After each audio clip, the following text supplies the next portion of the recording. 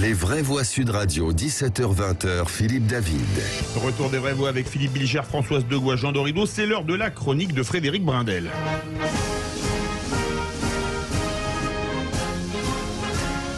C'est pas moi qui suis c'est pas vous qui êtes nommé, oui. Justement, elles sont nombreuses, les femmes politiques à qui un grand destin national était prédit. Or, depuis 1992 et le départ d'Édith Cresson, aucune femme Premier ministre ni présidente de la République. Que sont ces femmes devenues, mon cher Frédéric? Il y a eu les Jupettes sous Juppé, les femmes issues de la diversité sous Sarkozy, les 17 femmes sur 34 ministres de Hollande, mais à l'Élysée et à Matignon, voilà ce qui se chante. À l'heure où nos femmes osent et se pâment, on chante pour faire gai ce refrain pas très distingué. Le gibier manque, Serge Lama. Les femmes sont rares. Oui, les femmes sont rares, oui, ça c'est vrai. C'est fini depuis 10 minutes. Oui. C'est pas encore officiel, elle est réalisée, mais... Oui.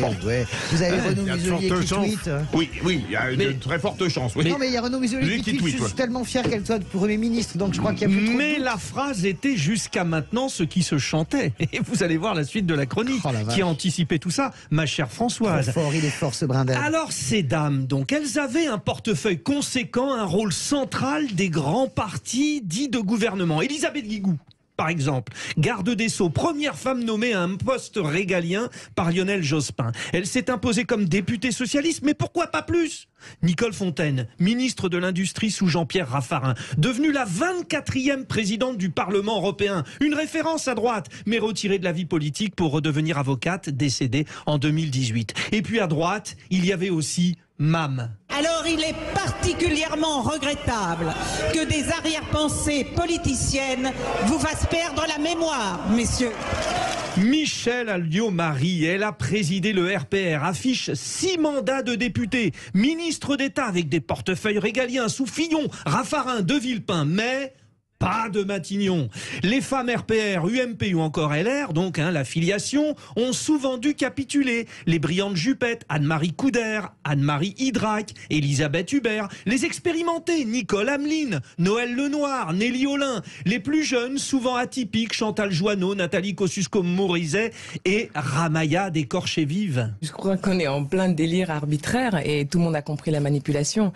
En quelques heures, de la manière la plus soudaine qui soit, sans sommation, j'apprends par la presse, ce qui est tout de même curieux, cette exclusion à la veille de la formation des listes pour les régionales.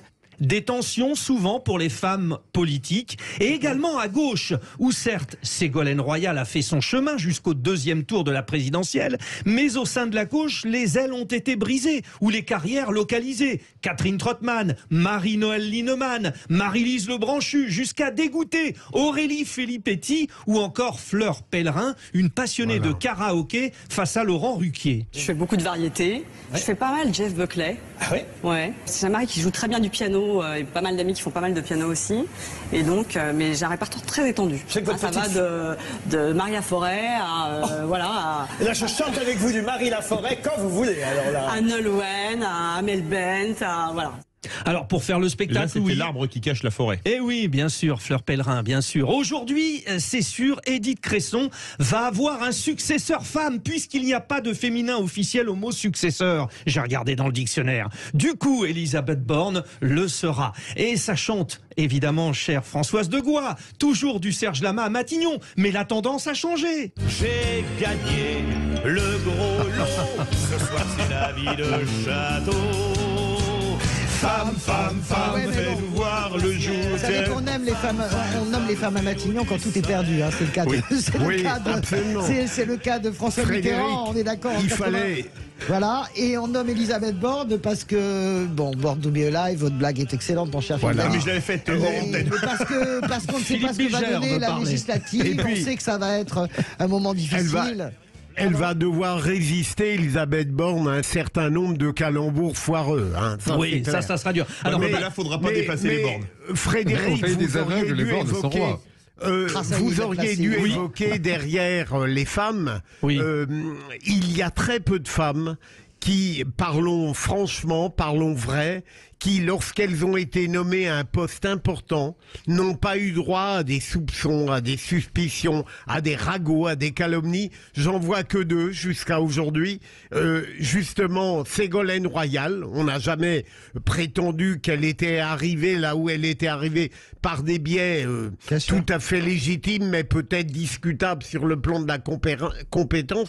Et justement, Elisabeth Borne. Mais ça viendra peut-être, hein, je n'en sais rien. Et alors, chers amis, sachez que la passation de pouvoir est prévue aux alentours de 18h30. Mais, ma chère Françoise de Gois, avec Emmanuel Macron, on ne sait jamais, vous allez me le confirmer. Maître des horloges, mais de toute façon, je pense qu'il est un peu coincé. Son choix, c'était Catherine Vautrin.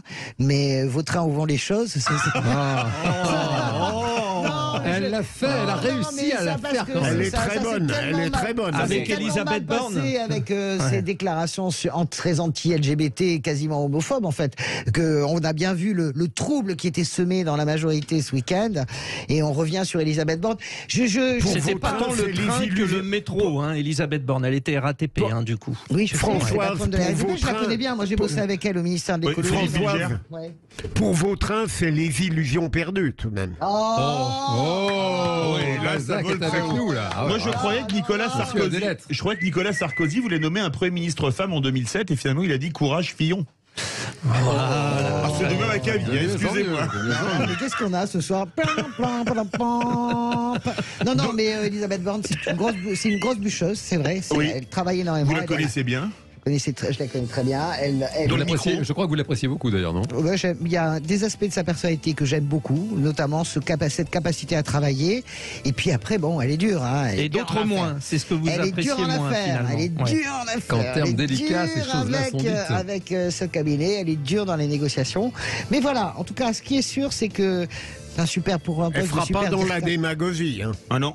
Mais par contre, c'est un poste sur un siège éjectable jusqu'aux législatives. Hein. Oui, et sur puis le résultat des législatives. Ça reste quand même une techno sans beaucoup de sens politique. Et voilà, le super directeur de cabinet d'Emmanuel Macron est arrivé à Matignon. Voilà. Les vraies voix de la politique, 19h30 avec Frédéric Sinclair, Nicolas Corato. On fera un spécial sur cette nomination. Évidemment. Et nous, ce sera d'ailleurs notre débat à 18h30. Êtes-vous satisfait de voir une femme Premier ministre? Pour le moment, vous êtes 86,9%. Non, on se retrouve tout de suite avec les vraies voix.